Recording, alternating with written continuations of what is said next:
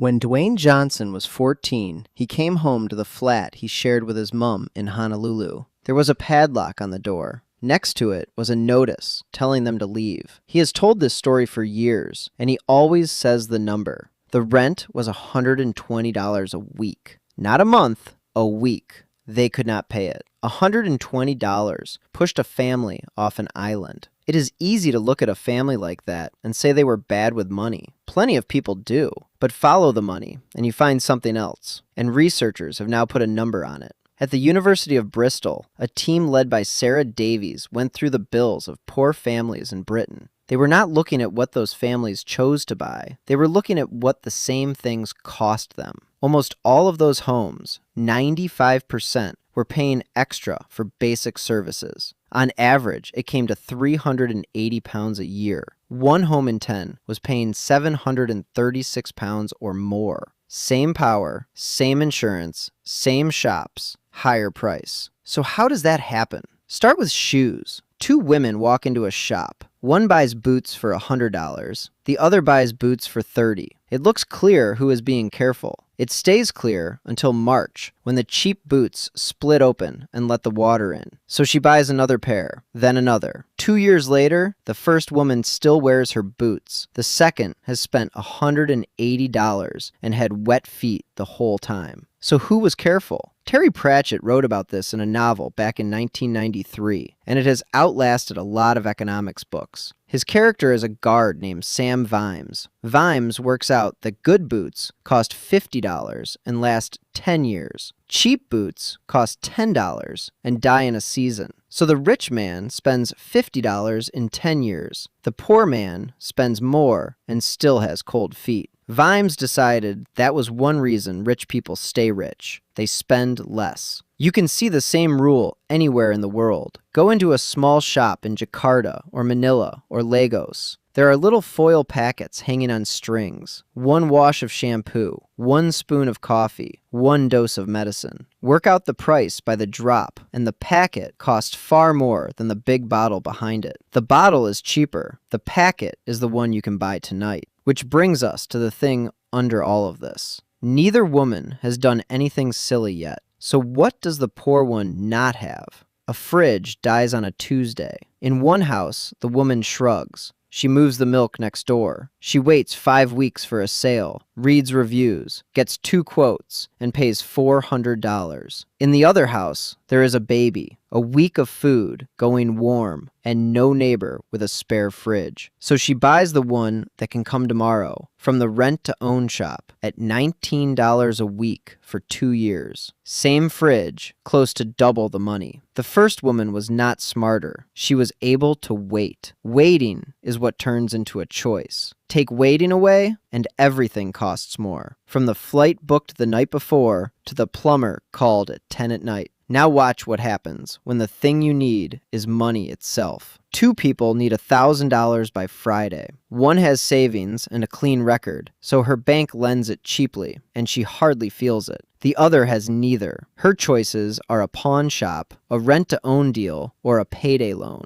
In America, the Consumer Financial Protection Bureau explains those loans with a simple example. $15 in fees for every 100 you borrow for about 2 weeks. Spread that over a year, and the rate lands near 400%. That is not a rare corner of the market. The Bristol team found it inside the same family budgets. More than 1 in 4 poor homes were using some kind of high-cost credit. For the ones using payday loans, the extra cost ran to £600 or £800 a year. Is the lender the bad guy? Mostly no. A lender charges more for risk, and someone with no savings really is a bigger risk. The problem is what happens when fair rules pile up. The landlord asks for 2 months' deposit from a tenant with no rental history. The insurer charges more in the area with more break-ins, which is the area with cheap rent. The bank charges $35 when an account drops below zero, which mostly happens to accounts with nothing in them. Each rule makes sense on its own. Together, they build a staircase where the person with the least pays extra on most of the steps.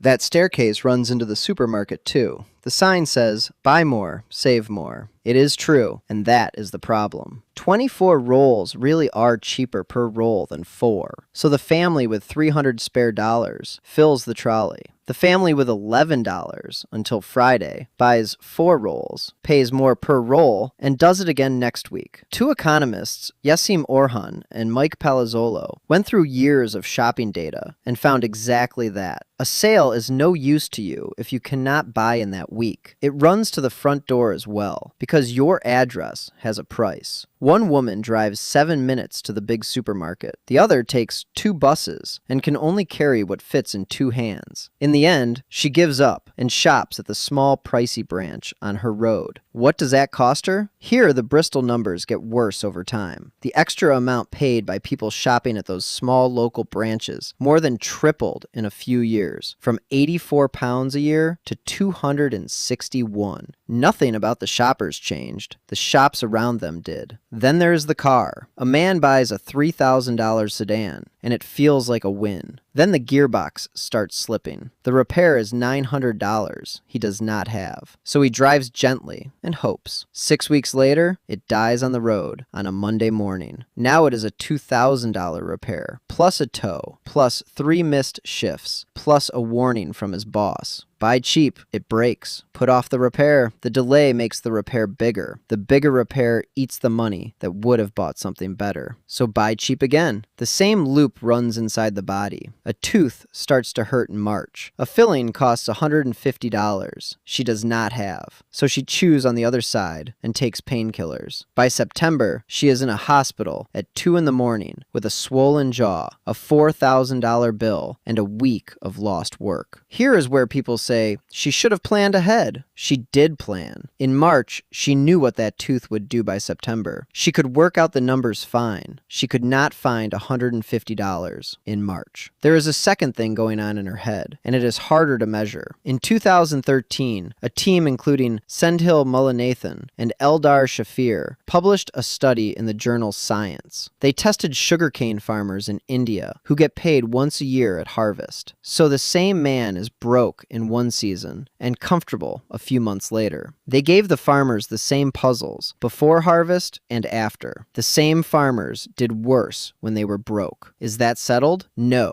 Other researchers say the effect is smaller than the first study suggested, but the feeling is familiar to anyone who has run out of money before the end of the month. It is a phone with too many apps open. Nothing is broken. It is just deleted. Rent, the power bill, and the noise the car started making on Thursday are all running in the background. So do choices not matter? They matter, and saying otherwise would be dishonest. 2 people on the same wage in the same town can end up in very different places after 10 years. Habits move the needle. Staying away from expensive credit moves it. What you earn moves it most, because cutting costs runs out of room fast. But the researcher who has looked hardest at the real bills has a clear view on this. Sarah Davies says the causes are mostly built into the system, not down to what each family chooses. Both things can be true. Choices matter, and the same bad choice costs far more when nobody has any savings under it, because it shows up with interest and a lost job and a padlock.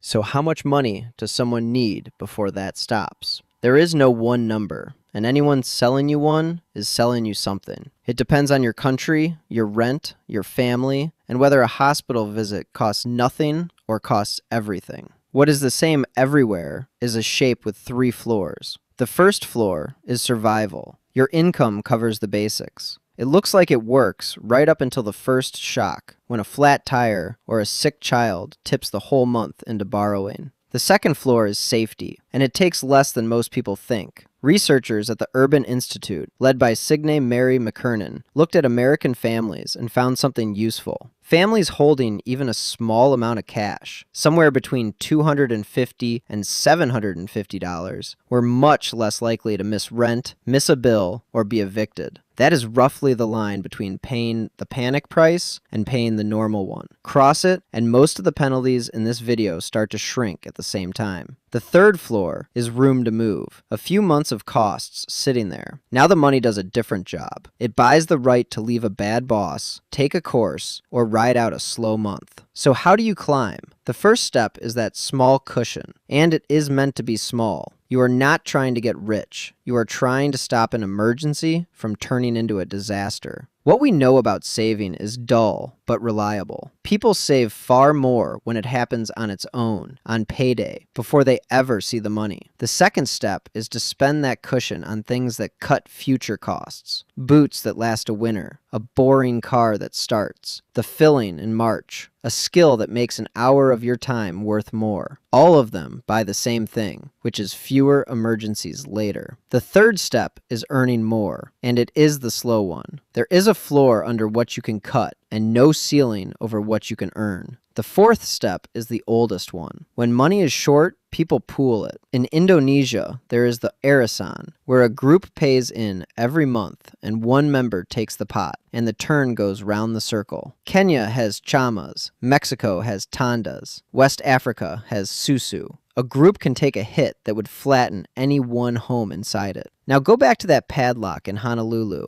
and that number, $120 a week. On the other side of that door is the same week where the money turned up in time, and nothing else about that family had to change at all. That is the real job money does. It is not mainly about houses or shoes. It buys you the chance to wait, to shop around, to fix a small problem while it is still small, and to have a bad day that stays a bad day. So stop asking how much you need to get rich. Ask how much you need before one bad Tuesday stops deciding the next 10 years.